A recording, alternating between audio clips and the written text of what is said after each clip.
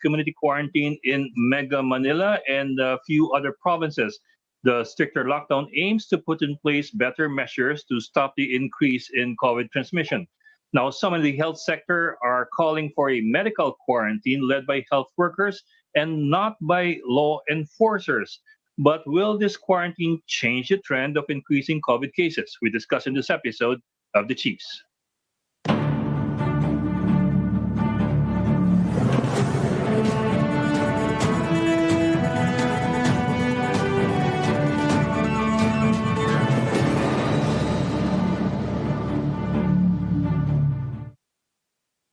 Welcome to this MECQ edition of the Cheese, and with us right now are Robbie Alampay of One News in Mandaluyong City, and coming online in a few minutes will be Ana Marie Pamintuan, the editor-in-chief of the Philippine Star, live from the Philippine Star offices in the port area in Manila. Robbie, kamusta kayo dyan? Anong headline nyo?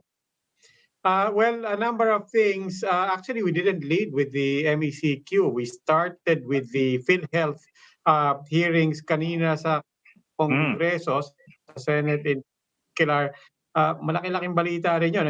We started it, we know we were expecting a discussion about alleged corruption in PhilHealth, but it quickly dovetailed to a report as well on the state of PhilHealth, and now Senator Drilon asking and basically trying to point to a bigger question of, is PhilHealth nearing collapse?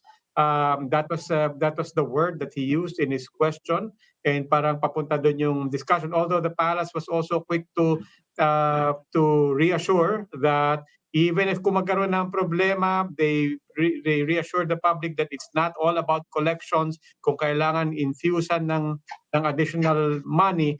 But the point was, we started expecting a discussion about corruption, and it really pointed to a dire situation in PhilHealth itself. Kasi kabit-kabit yan eh. If PhilHealth goes into the red and collapses next year, dyan naka-ankla yung National Health Insurance System, NHIS, which is basically the universal health system. So that's goodbye universal health system. But they're not yet even talking about how much is the doggy in the window. At least not until they're sure of what the problem with PhilHealth is. They're talking kasi of 15 billion daw in losses by PhilHealth because daw of corruption, among other things. Pero yun nga, like I said, hindi na limit doon sa alleged corruption specifically by the members of the EXECOM, napunta doon sa entire discussion about, teka muna, magkano pa bang natitirang pera natin dyan? Of course, the PhilHealth officials, as you might expect, are also saying, and I'm sure it did have an impact, they're also emphasizing, look, abnormal times, COVID, ang daming humihingi ng benepisyo, everybody needed help, and so of course they're saying that put them in dire straits as well, and in these desperate times. And one thing interesting there is that they brought in retired General Dick Morales to clean up the system last year. Pero ngayon si Dick Morales ang nagigisa.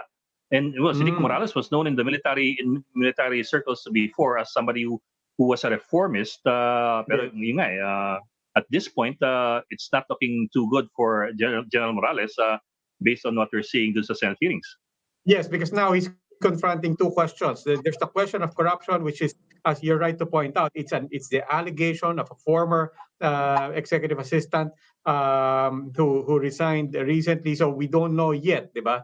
But on the more objective level, he's now will have to confront questions of mismanagement, which you could argue is totally separate from the question of alleged corruption.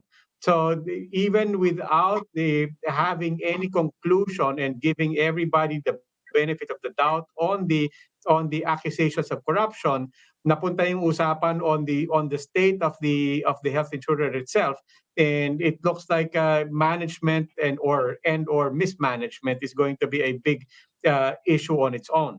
In the meantime, the other big story, of course, is 6,000 new cases today. I mean, speaking of things you don't necessarily want to hear anymore, sa dami-dami ng nagiging problema, Just today, 6,000 new cases ang nalag, another record for our COVID count. Mhm.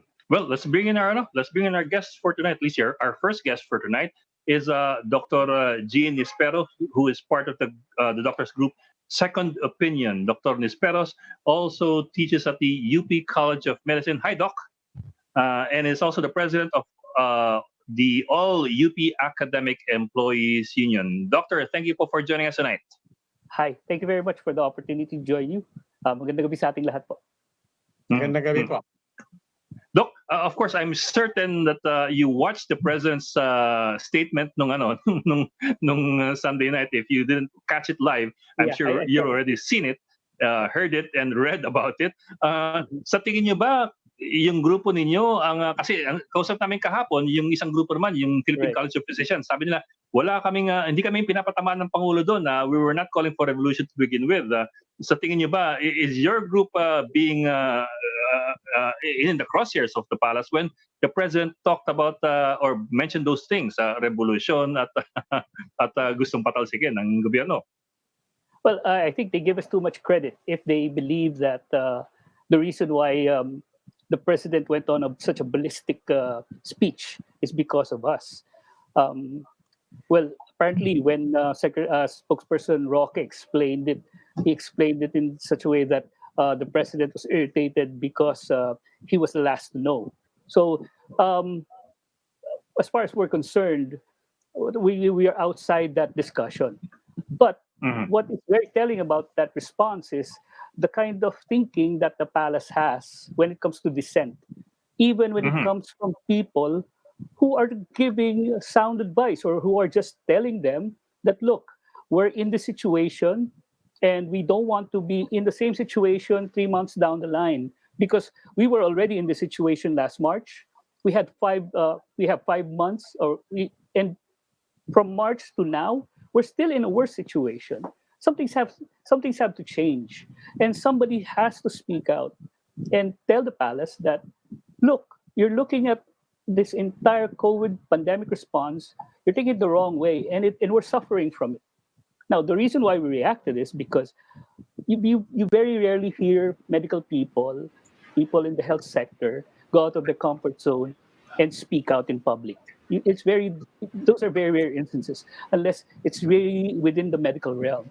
But when you hear a group of medical societies go out to public and they start up by saying we're losing this fight, that's a clarion call, and that is a commentary on how we have handled the entire COVID response. That didn't come from us. That came from them. Now, and we were just reacting to that because, their whole issue for us was twofold. The health sector has been put on a spot, and they need some measure of reprieve. And that's understandable. And on the other hand, they want that reprieve to be in the form of an ECQ.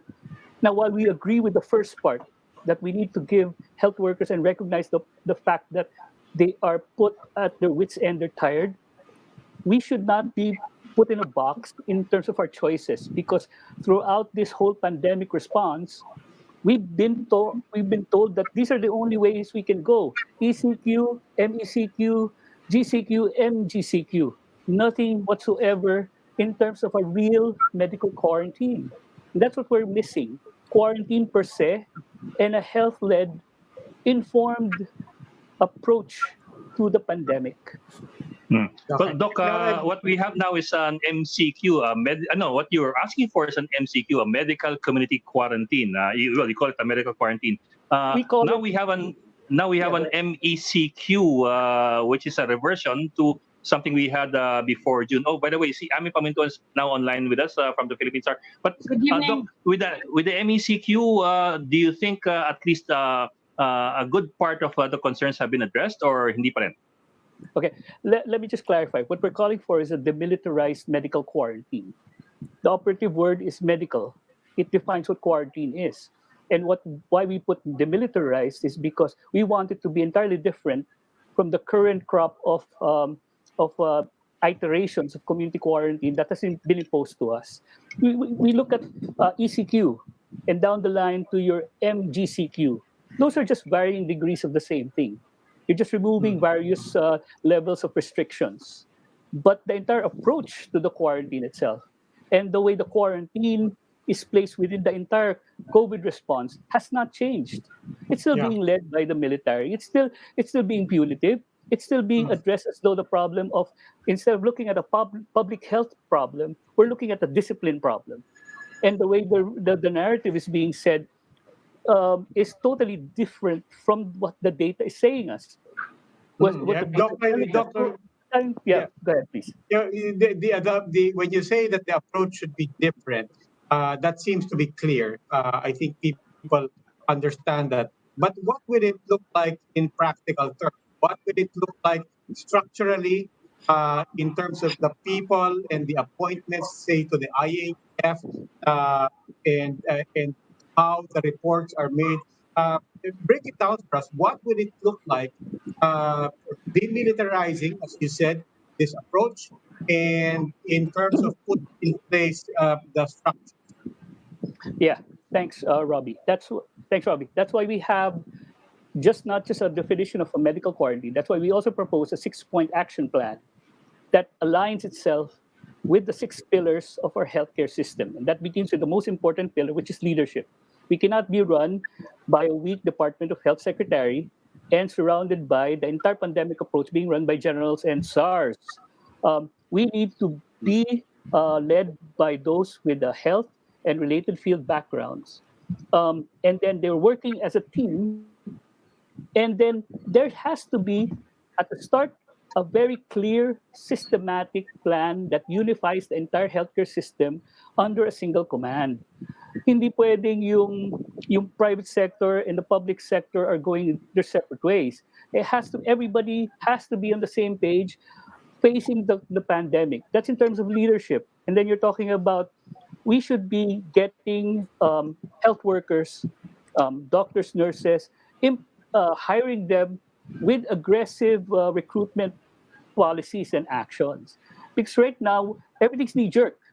And if we look at the current plan, they want to get doctors from other places. They're actually getting from the same pie. They're just moving it around.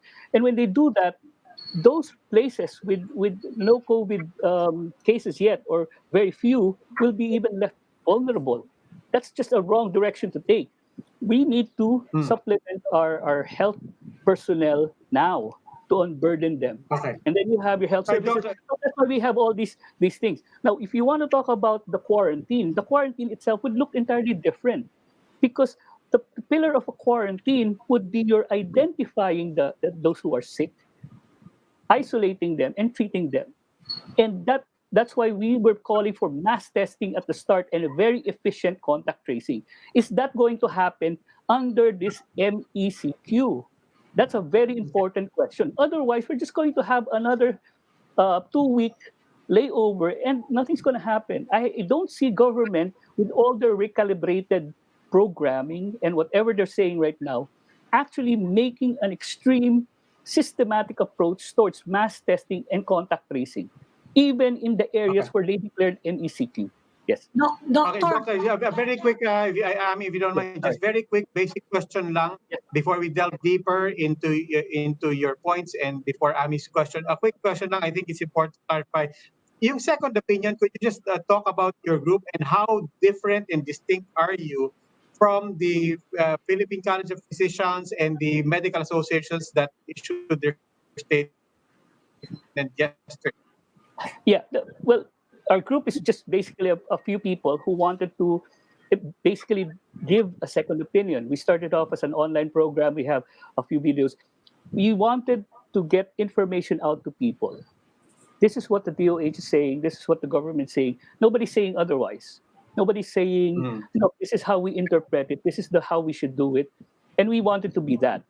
The voice that says, okay, this is what we think should be discussed. This is how we think this issue should be framed, or should the narrative should go. And if it takes us talking against government, exposing what they're not doing, then we will do that, because that's what we needed now, a second opinion on things. And then when we were talking about this, when we heard what was happening, it we realize, and some of our friends are saying, why are we still talking about ECQs? Why are we doing this? So that's why we came up with that statement. But basically, we were just a few health personnel, people from hospitals, people from the community, people from the academe, hoping to put a better discourse out there and let people decide and let people talk about it. We're not a medical society. We're not a specialty society. We're not an association. We're just help people giving our opinion and telling people, telling Filipinos, this is what we think, this is what's happening in terms of health. And because we have a background in community medicine, in private practice, in government work, then we can actually pull that together and analyze things in the way we're presenting it. That's why we came up with I think the statement is a group effort that reflects all of our inputs and how we see this COVID response should be.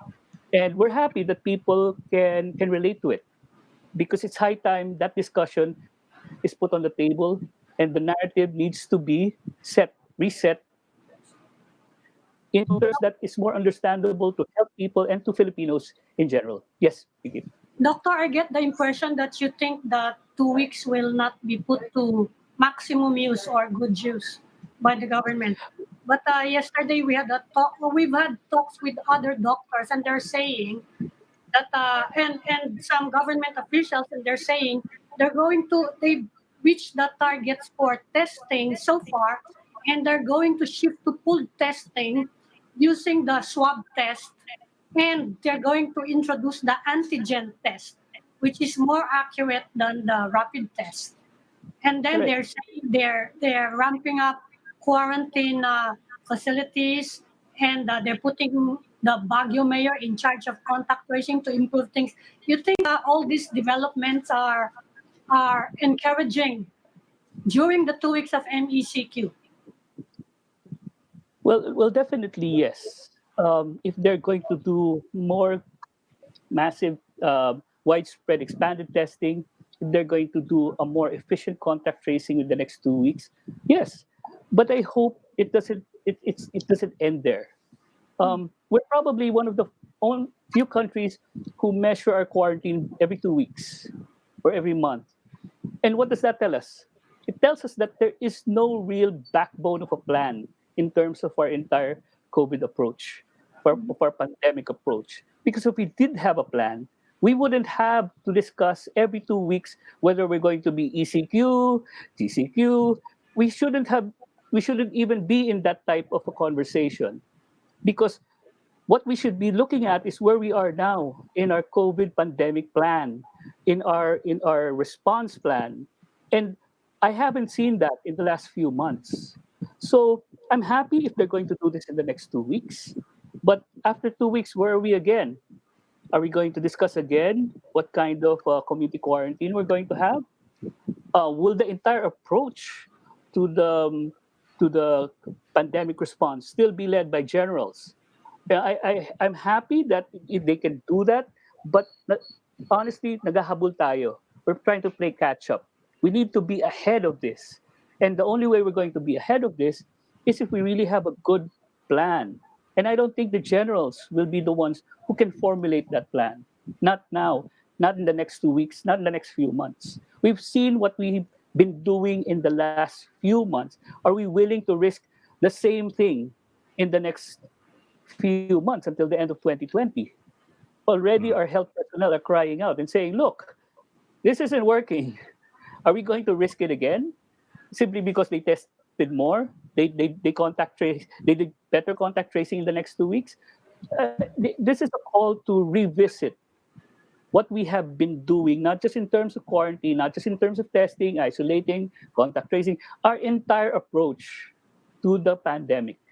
That's what we're Doctor, asking. Yes, ma'am. Doctor, just by illustration, could you tell us some how can we improve the contact tracing and the quarantine and isolation? Well, definitely, if you can test them. Well, right now, the data, if you test them, then you would know who's sick, and then you would contact trace. Right now, a study shows that contact tracing, that the level of contact tracing is only up to 4 to 5 people beyond the patient. That means their immediate family lang. What is the World Health Organization saying? Your contact tracing should involve from 10 to 30 people outside your index patients, and all of them have to be tested. We are not there. We're so far from there. Now, who do they want to contact trace to do the contact tracing? Is it going to be, sabi nga nila, mga sundalo, mga state security forces? Where are we there?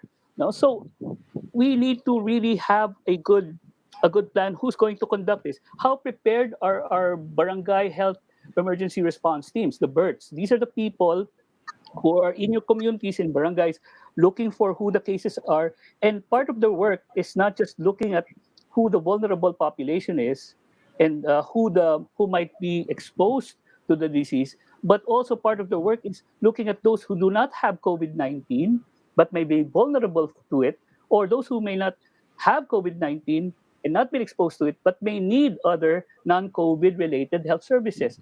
Malaking gawain yan.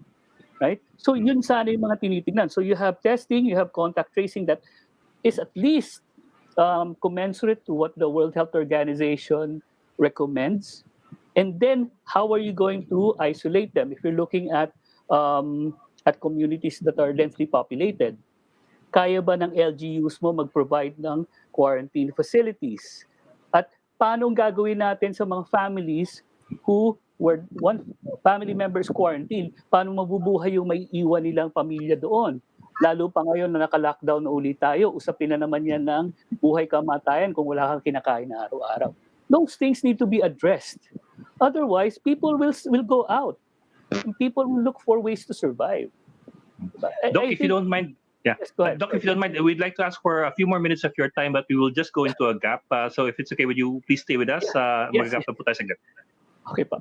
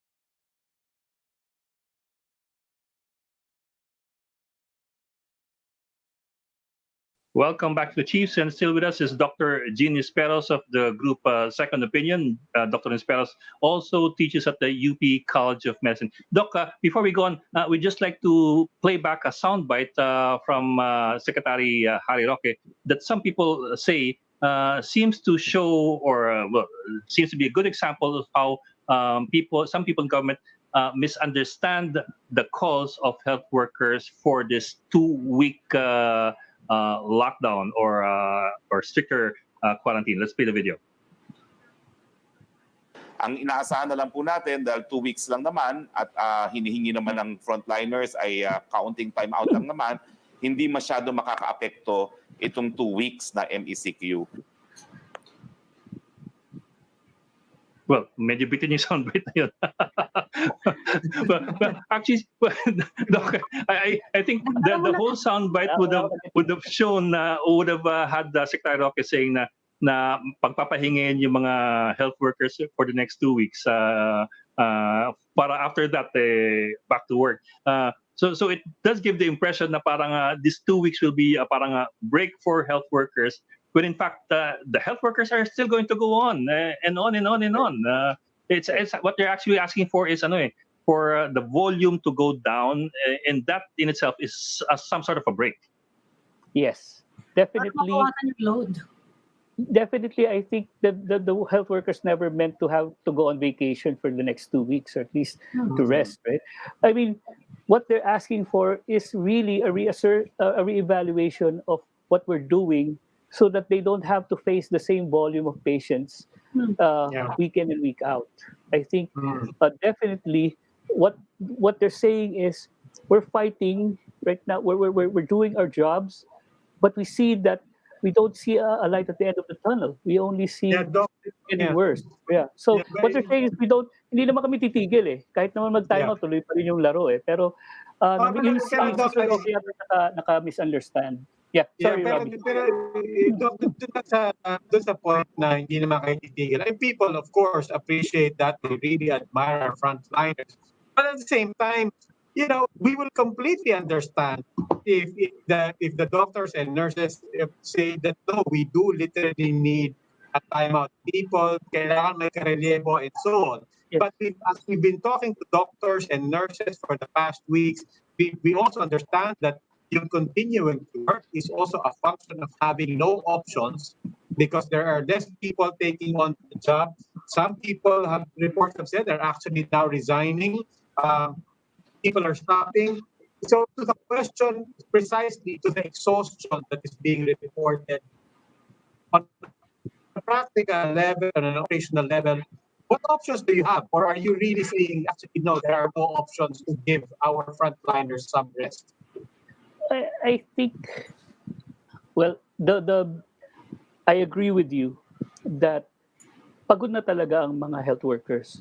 Pero naintindihan nila talaga na kailangan gawin to. This needs to be done because, as you said, there are not enough people to replace us if we take time off, and we are not getting any newcomers who will join us in terms of being in providing service. But that said, what are is our government response listening to that and addressing that? You're talking about how are health workers being supplemented by outside help? Are we aggressively looking for supplemental health personnel? I know as far as nurses are concerned, there are enough nurses that can be hired. Are we offering them such an attractive package commensurate in terms of finances, support, housing, etc., to attract them because we're actually asking them to put their lives in harm's way. And that is exactly what we're asking our health personnel to do right now. We're asking them, are you willing to put your life on the line because we need you? And we are willing to give you this right now if you will help us. We have to put it in a way that people will understand. Hindi pwedeng we're offering them what we used to be offering everyone else. At parang naglagay ka lang dyan ng paskil sa pader sabing, we're hiring right now. We need to go around. We need to go around med schools. We need to go around places where the nurses are. Early in this pandemic, nurses were saying, we're ready to help. Many are working in different industries. They just need to be retrained again. But wala, nobody took up that offer.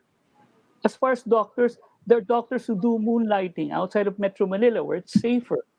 They do that. Why can't we attract them here? We need to have a conversation with them.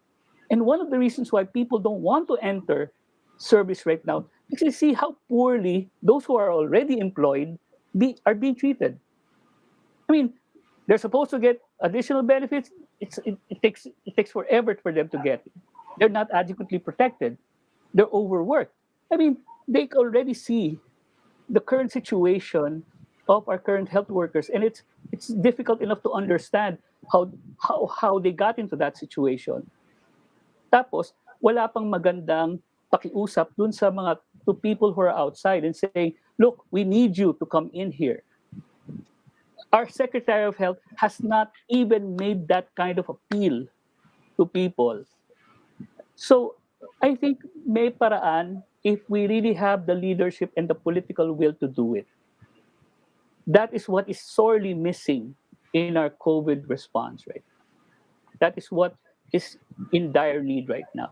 An inspiring leadership, a leadership that knows how to talk the language and who will dare say differently from the political dispensation, from the president, if need be, because that needs to be said. And for somebody in the health sector, I would admire that person because we know that that person has not just our welfare in mind, but the welfare of the entire Filipino people. And I would follow that person. I would listen to that person. That is what we are sorely missing right now. Okay. Doctor, everyone is hoping that the plight of our medical frontliners will improve. We'd like to thank you for joining the Chiefs. It's Dr. G. Nisperos of the Doctors Group, Second Opinion. Maraming salamat po. Thank you very much. Thank you, Doc. Salamat. Ingat po. And now we'd like to welcome our next guest, the other half of the UP Octa research team na sikat ngayon, Dr. Guido David. We will be joined by the other member of the team later. Welcome again, Doc. Ayan na pala. Hi, Okay. Doc. Okay, we're now Hi, with Professor. both of Nabulagya kayo. professors of Octa Research, Ranjit Rai and Guido David. Welcome again to the Chiefs. It shows you Welcome. Guido would argue, 3/4 daw ako, hindi daw 1/2. Words. 3/4 of the team. We're perfect 10 eh. Nakikita laki ng problema natin how often we have you on the show. Okay. Yeah, I know. Yesterday, you had a scary projection. Well, over the weekend, you had a scary projection of 220,000 cases by the end of the month. Although sinabi nyo nga, because of the MECQ, mababawasan yon by about 50 to 70,000, ano? Considering what's happening now, ano yung latest sa mga projections natin? Doctors, professors. Yeah, yung projections namin, that's right. We had to revise some projections namin. It was lower before, pero once we had that briefer with Malacanang, so we had to recalculate yung projections, and we were seeing 220,000 under GCQ. Kung mag-MECQ tayo, although kung 15 days lang, it's going to be baka hindi mabawasan yung 50,000. Pero we're at the same time, we're hoping na there will be a momentum carryover kasi like what we're seeing right now sa Cebu, even though nag-relax na sila to GCQ, hindi pa na tumataas yung numbers nila. In fact, bumababa pa rin eh. There is still decreasing. It's less than 1. It's nasa mga 0.75 na yata. And so that is very positive. So that's a good sign, and it's encouraging kasi we're hoping we will see this, we will be able to replicate these efforts sa Metro Manila. Of course, mas challenging dito because we're seeing a lot more cases. And in fact, baka yung mga tao natatakot sa 6,000 cases today. Pero some of it is backlog, and but yeah, we had to revise the projection. Pero we have some optimism naman.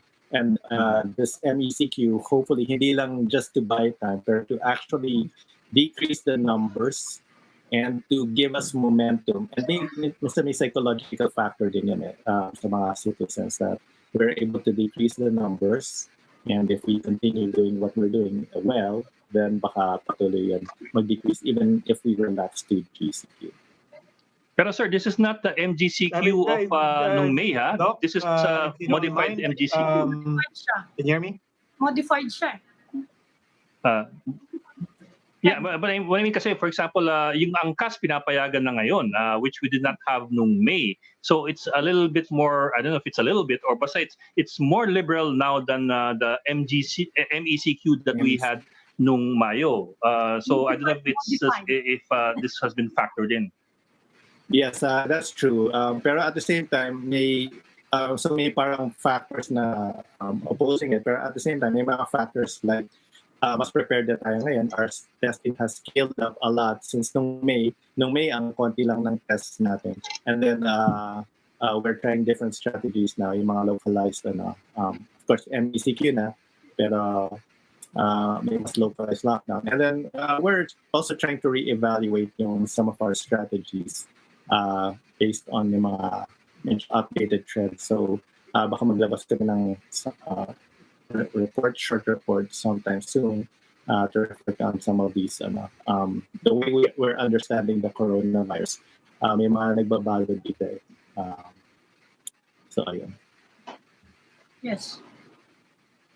So hindi kayo Robbie, you wanted to ask something? Yeah. Nawala yata si Robbie. So That's Robbie.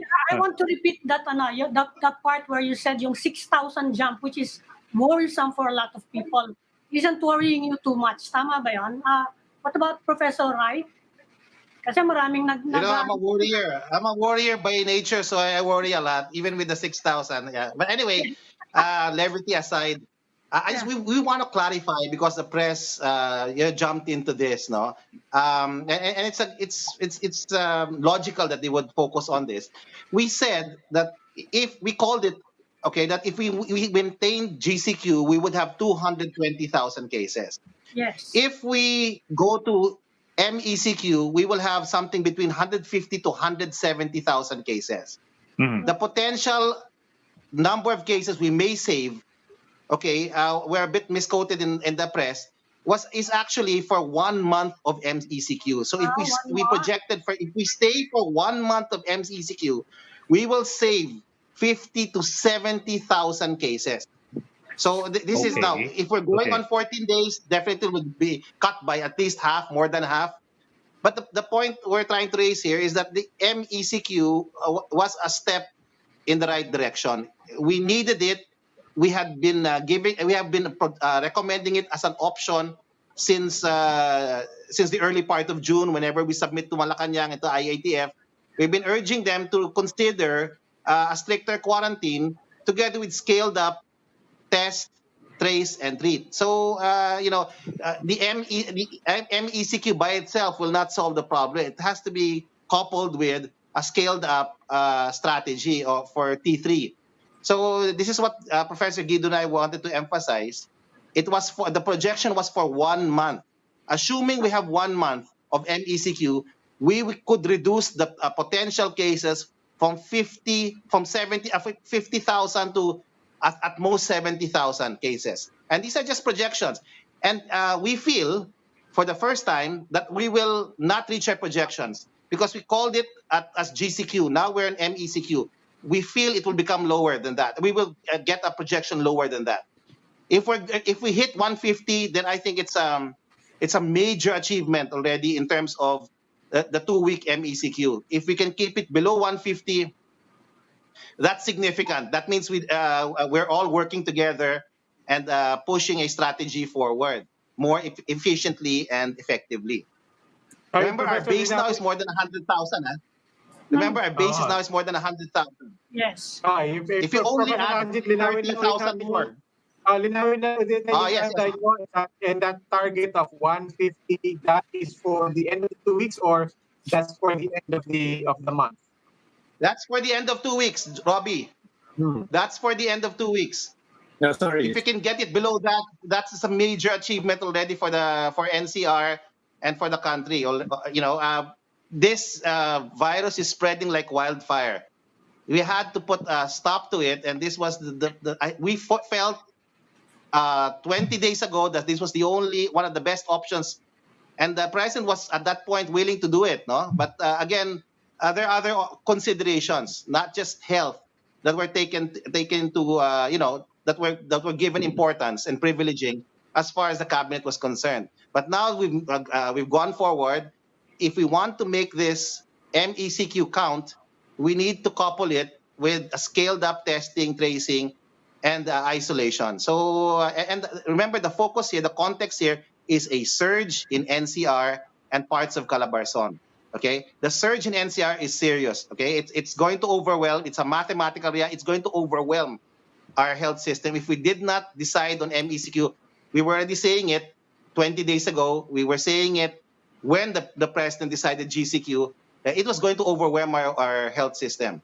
So now that we've made that decision, we're optimistic that for the first time, I think we won't achieve or won't reach our projections. I'm optimistic as far as that's concerned. But I take it if anyone asks your opinion at the end of by August 18, you will suggest that we extend the MECQ by another 2 weeks. Tama ba yan? Opo, yeah, we wrote it down in our paper that we submitted to Malacanang in July 15. So as early as that time, we were already projecting It would be a step in the right direction if we decided to slow down the rate of transmission by imposing an MECQ for 15 days. Much, much better if we impose it for 30 days. People are looking at the cases. What interests our group is really the trends, the rate of transmission, the R naught. Or not? Yeah. Okay, if we can bring it down to less than 1, that is manageable for us. That would be a good start. And now, because we have we know better. I hope we know better, no? Okay, we know better. Okay, we have at least expanded capacity in testing. We're trying hard in tracing, and we have at least a lot more isolation quarantine centers now. So we're prepared for this MECQ. Unlike the last ECQ where we weren't able to do much except use this blunt instrument called ECQ. Now we have a lot more interventions to make this count, and I hope we can make it count. Professor, professors. where is the R naught now? And also, I mean, just to repeat the same questions we keep asking you every time you're here, how is the data in general now? I mean, the last time you were here, we were actually quite off guard when you said that, no, it's actually worse in terms of the quality of the data, the statistics. Where are we now on the R naught and on the rest of the data? Yeah, well, I will answer that, Rob. Yung data, well, we still have, no, I mean, it could still be improved by a lot. So it's more or less about the same. Pero yun nga, we're able to see the trends because we're looking at test results. So ngayon, nakadepend kami sa test centers rather than yung mga reporting of cases. That's why we're a bit more optimistic kasi we're able to see the pattern more clearly dito. Yung R at the time when we made the report sa Malacanang, it was around 1.4 in Metro Manila. And sa Cebu, it was less than 1. Ngayon, sa Cebu, I think it's nasa 0.75. And it could be lower pa. I'm looking at today's numbers, which I just got. Sa NCR, it might be going down actually already. So, pero may mga late cases, so I don't want to jump the ship and but like I said, yung 6,000 hindi ako masyadong natakot because I think a lot of it is backlog because we're seeing the trend dito sa test results which I think is more reliable, and we're seeing an actual decrease. So I don't want to jump the gun because we saw that pattern some 2 weeks ago, and then we were wow, yung R ng NCR is down to 1.3, and then medyo tumaas na naman, naging 1.4, 1.45. But now it might be going down. So we'll keep our fingers crossed. Malalaman natin in a few days kung may mga late cases lang, or may mga late test results. But it looks like at least it's moving in the right direction. Pero Professor Singa, it goes back to the quality of the data as you have pointed out. Kasi, for example, the backlog seems to be widening pretty much. Di ba, as of today, we have 112 confirmed cases, pero yung positive individuals as of July 31, that was 4 days ago, was already at 136. So by this time, baka nasa 30 plus thousand na yung backlog. So the quality of the data may be a bit questionable. Yes, actually, yung test results nasa 145,000 na siya. Yung positive. Yes, right now. Of course, may mga duplication, but I don't think yung mga duplications will account for 10%. It's maybe even 1% might be a lot for duplications. So most likely, so yeah, the backlog seems to be getting bigger, pero part of it is nasa testing lag naman siya. So it's not all due to the backlog ng DOH. Ang problem na namin yung mga unvalidated or yung mga no city or no region, that seems to be a problem still. And when we check the Department of Health, parang sinabi nila, hindi naman nila kasalanan yun. I mean, parang kasalanan. I mean, yung problem is the reports, wala nakalagay na region. So that's why we're resorting to other ways of looking at data, and we're looking at test results. Based on test results, it's generally reliable. in fact, it's mostly reliable. Ang may problem lang is there are maybe mga 3 to 4 major test centers na medyo delayed mag-report ng test results. They might be delayed for a few days. Pero yun na naman, that's a small inconvenience compared to sa yung data natin na tinitingnan, yung mga confirmed cases. Doon medyo maraming naglalag, may backlog and everything. So, but if we can look at the test results, so ang tinitingnan namin test results and also yung positivity rate, those give us good indicators kung may trend or nagde-decrease. So those are actually very helpful. Professor, when you spoke, I mean, tama yung basa mo because I think people are going to react again to 6,000 new cases, another new record. That was our headline. In fact, guilty as charged. Sinabi mong ikaw kalmado, kumakalma rin ako. But therefore, just to manage people's expectations, factoring in backlogs and late reports and so on, doon lang sa number na new cases every day. How high will that go? And just to manage people's expectations, unahan na natin. How high will that go along with your message na that's not necessarily what you're looking at? Yeah, I haven't checked yung kasi every day nag-change yung mga new cases. When we count those backlogs, so yung onset, medyo magaling data. But I think we're seeing about an average of mga 3,000 to 4,000 actual new cases per day.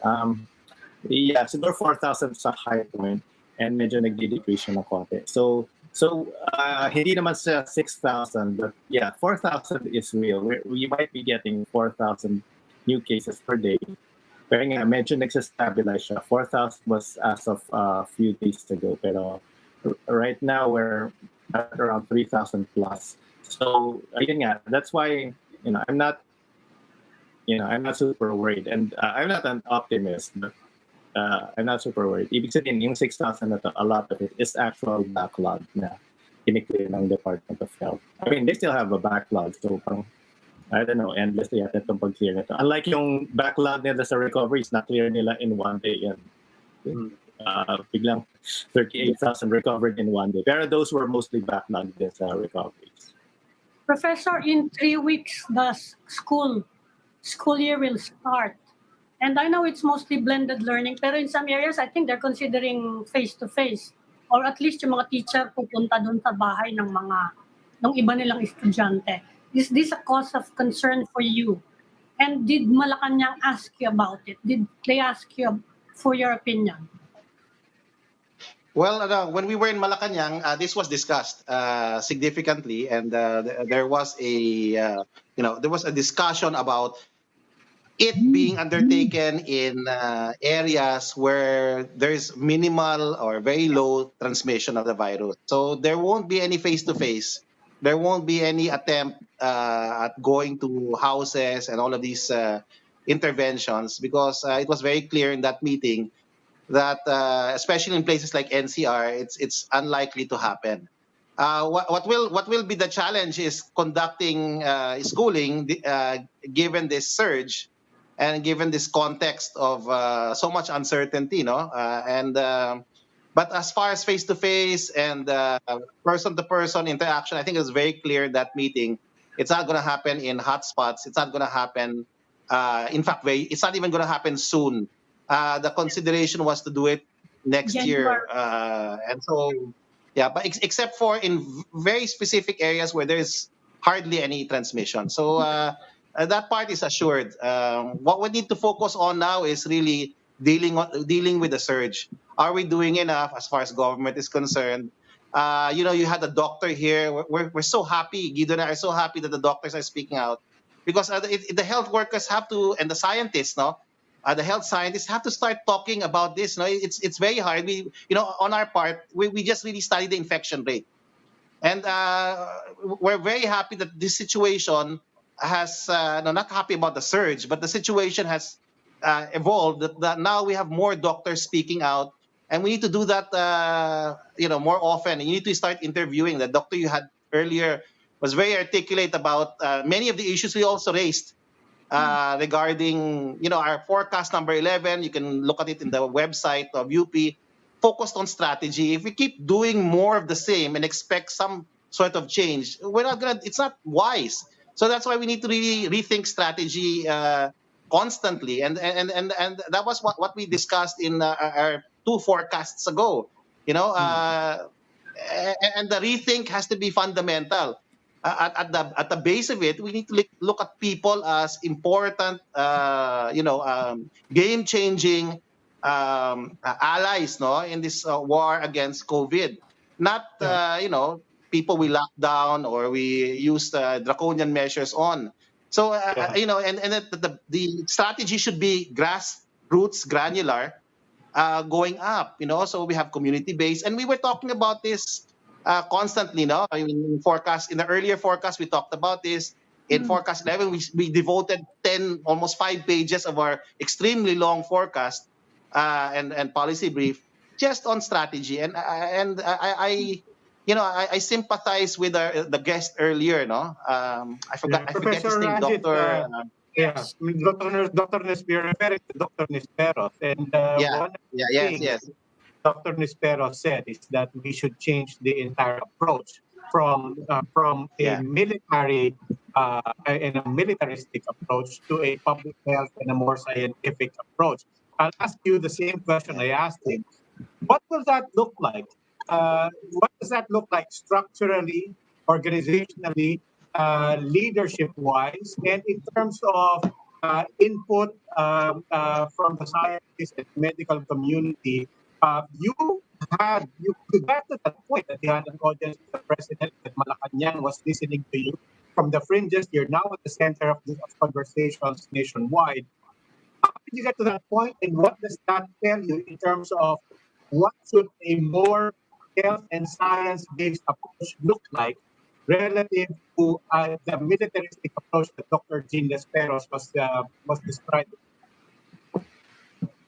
Well, that's a complicated point perspective, and number one, it really starts by getting more scientists and epidemiologists and doctors into IATF, giving them a voice. The health secretary represents a whole institution, and he's just primus inter pares in the IATF. No, now how it evolved, this is how it evolved. No, and maybe a suggestion would be to have more of our doctors as part of the strategy team. No, a second, of course, approach is to get not just doctors but also scientists from the university. We're a small group. I don't think we are the ones I'm referring to. I think I'm talking about the natural scientists, the biologists. We have an incredible research. People do a lot of research, an incredible wealth of knowledge and experts in UP, for example, who would love to volunteer if they get access. We need more of the scientists and doctors to become part of IATF. That's the first step. No, the leadership. It's a controversial thing. No, and I guess it is a problem. It has always been a challenge as far as this pandemic is concerned. But I think crucial is to get the voice of the scientists and the doctors to get louder as far as the IATF is concerned. So that's number one. Number two, we need to get. Anyway, we're looking at czars and all of that. I disagree with the whole idea, but since we have all these czars, why don't we have a data czar? Have you ever thought about that? I mean, that's the key problem. I mean, Guido's been very nice and very neutral, but data sucks, and we're having a hard time, really a hard time, as researchers, trying to clean up that data and trying to come out with forecasts that are useful to the public and to government, and it's exceedingly hard. So why don't we have a data czar? Alam mo yun, as somebody who will just help organize data. The only reason we feel, Guido and I and the rest of our team, and we're a big team, that we've become a little relevant is because nobody's going out in the public doing the same kind of work, apart from our friends from UP COVID-19. So task force. So we're probably the one or two groups who are coming out with these weekly forecasts, no? And then the rest, of course, we're doing it, less rigidly, are also from UP also. So we need more data scientists to come out and start projecting, start looking at other problem areas like excess deaths. The big argument of some people in the private sector is that, let's open up because not too many people are dying anyway. 99 out of 10 will probably heal, So why close down? It's going to hurt the economy. But you close down primarily because you want to save the health system from being overburdened. Diba? I mean, we have to be clear. The MECQ was for the health workers and for our hospital system. So it doesn't break down. It would have, based on our own projections, if we had maintained GCQ. So we need to, and it only changed when the doctors started talking. So can you imagine if we had more doctors, institutionalized, the IATF becomes less, of administrators and politicians and more scientists and doctors. We in forecast number 9, we talked about a science advisory, group for emergencies, similar to the model in the UK. So, Robbie, it starts there, no? Because if you have these people who actually know about the pandemic, we're not the experts, by the way. These are the experts, the epidemiologists, public health experts. They can craft a strategy. And I'm very sure government, with that blueprint, and that's what we need to come out with. I agree with Dr. Nisperos. We need to have a blueprint. That's the first step, okay? Second is to start doing better, what we promised to do 3 months ago, that testing, tracing, and isolation. We've improved testing, but the ecosystem of testing is not just the test kits or the reagents. It's the laboratories turning out test results in 3 days instead of 7. You understand? If we release reports 7 days old, or in fact 2 weeks old, it's not useful testing anymore. It's like we're wasting money on testing if we're doing this mass randomized testing and we're releasing it 2 weeks late or 7 days late. I know the people in government understand this, and that's why they're trying very hard to reduce the turnaround times. If we reduce that, can you imagine the impact on contact tracers if you get your results 3 days later? As Dr. Nisperos talked about, the contact tracer can start running. Okay? In fact, 3 days is already quite late. He can go around the community and start, tracing those who are possibly infected. And then if you do that well, you can isolate them. I mean, in some countries like Germany, it was only testing. Alam mo yon, they didn't even lock down the way we did. They just had massive testing and the whole ecosystem was in place. So if we can get that in the next 2 weeks, I doubt, no, but if we can start moving towards that, that would be a big step forward. And I think the consideration for another 15 days is also important. But then again, there's a socioeconomic cost also have to be taken into consideration. Okay, well, we hope that your message is heard loud and clear and not misunderstood by people in Malacanang. Professors Ranjit Rai and Guido David, sirs, thank you po for joining us tonight. Thank you. Salamat po. Salamat. Thank Good you. evening. Thank you. Salamat. Good evening. Good evening po. And that will be all for this edition of the Chiefs. We hope what was discussed here will keep the conversation going. I'm Edlin Gaufan News. I'm Ami Pamintuan of the Philippine Star. I'm Robbie Alampay, and we are One News.